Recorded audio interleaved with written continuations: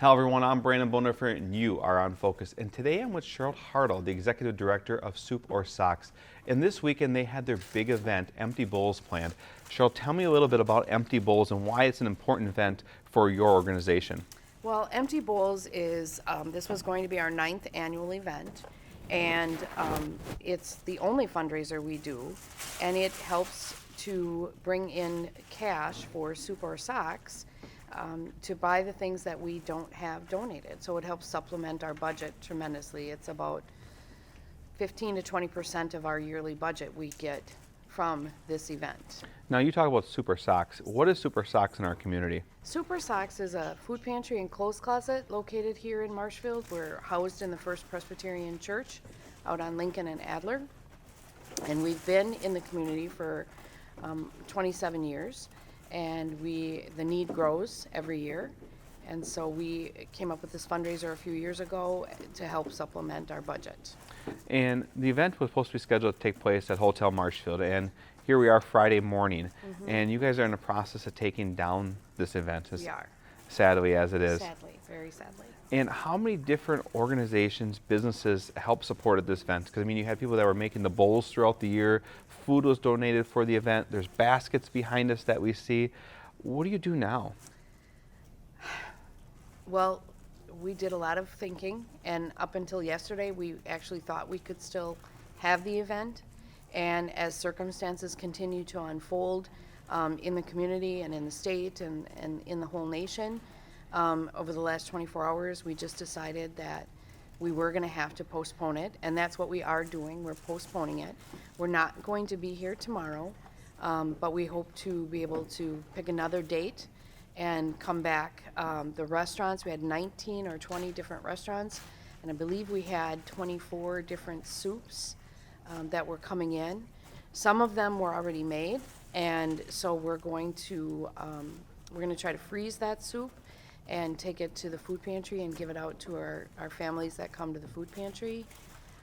The raffle baskets, I don't know how many baskets we had, probably upwards of 25 or 30. We're going to take those to Soup or Socks, and we're going to save them for when we can run the event.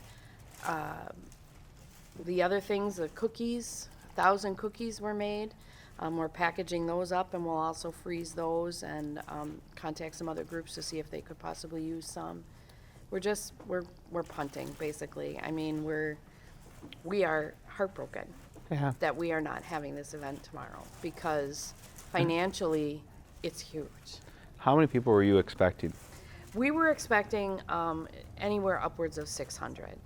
And so that is what really led us to making the final decision. With the state declaring the public emergency, that gatherings should not be, held if there was going to be more than 250 people. We talked to the health department.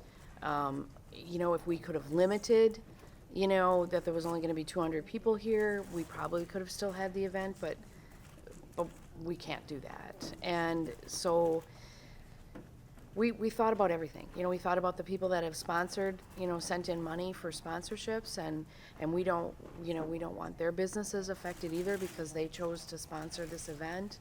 And we just felt it was in the best interest of our volunteers, the community, the hotel, everyone that we postpone. We've been talking to a number of health professionals over the last few days, and a lot of them indicate that we're just on the upside of this, that there's a long road ahead of us. And prior to us talking, you mentioned that you feel that your needs are going to increase, and without this major fundraiser, what is it that you need, or how can people still support you as you really help to embrace our community over the next few weeks, few months in this uncharted time? I think the biggest thing, because the biggest thing we got, from Empty Bowls was financial.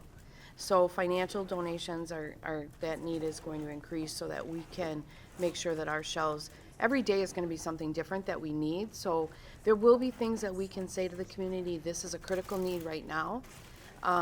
But if we have the financial resources to be able to go and purchase what we need, we're also looking at what we might need to do at the pantry itself. Many of our volunteers are in that vulnerable population.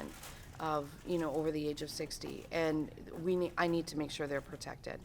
So we're looking at other ways we'll be able to serve people rather than them actually coming to the pantry as they do now. So like at-home delivery or something, Well, or I don't know that we outreach? can do at-home delivery, but we were looking at the possibility of setting up some kind of box that people could come and just get the box, and that would limit the contact that we needed to have, with our volunteers. And so once we get that plan in place, which we hope to have in place within the next week, that's something we may be asking the community. We know we're going to need 75 boxes of crackers, or those kinds of things. So. And how do people connect with you? I mean, your office is located at the First Presbyterian Church. It is. By, I think it's Lincoln and Adler. We have our own space there. Our phone number is 715-387-1796. We have a Facebook page, and Marshfield Area Empty Bowls also has. So we'll be posting updates on the Facebook page. People can always call with questions, and even if we're not there, we'll leave us a message and we'll get back to them. But the Facebook page will update as often as new information is available. Well, thank you. Obviously, this is not what you expected this morning, and I imagine all week you were gearing up for this excitement, this event, and seeing and running into you today, just seeing the emotion and the volunteers to definitely put a lot of heart and soul into this project. We do.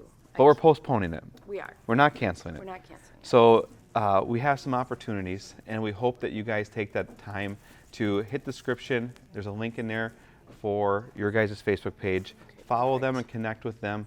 Like I said, we're on the upside of this. We're going to try to give you the communication that's taking place in our community, and thank you for your time. Oh, thank you. And guys, we're all in this together as a community. So if you have a story or idea, or there's an event or something that you want to communicate outwards, give us a holler, give us a ring. I'm Brandon Bonifant on Focus. Until we meet again.